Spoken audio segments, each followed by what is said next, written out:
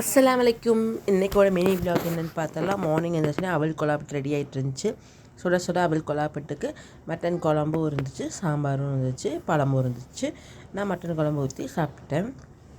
அதுக்கப்புறம் மற்ற ஒர்க்கெல்லாம் முடிக்கிறதுக்குள்ளே சாப்பாடு இது கேரளா அரிசி இல்லையா, மட்டை அரிசின்னு சொல்லுவாங்க, அதுவும் வறுத்தரைச்ச சாம்பார், எல்லா காயும் போட்டால் சாம்பாரும் இருந்துச்சு.